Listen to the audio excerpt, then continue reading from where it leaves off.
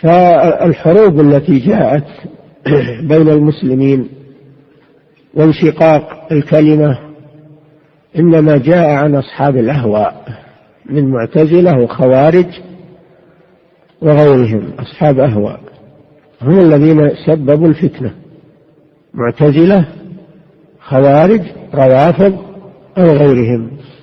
لا جاءت الفتن إلا من قبلهم وبسببهم. من الذي قتل عثمان رضي الله عنه؟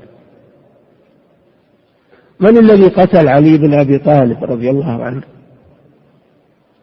من الذي أوقد الفتنة بين المسلمين بعد ذلك إلا هؤلاء أصحاب الأهواء.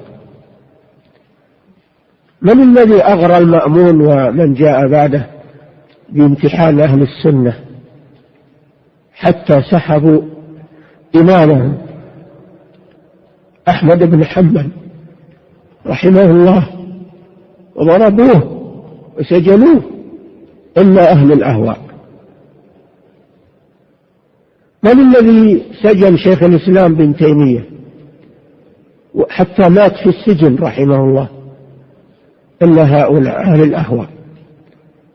فعلينا أن نحذر من هؤلاء، لأن شرهم يؤول في النهاية إلى تمزيق كلمة المسلمين والخروج على ولي أمر المسلمين وتفريق جماعة المسلمين ليكونوا شيعا وأحزابا بدل أن يكونوا أمة واحدة. نعم.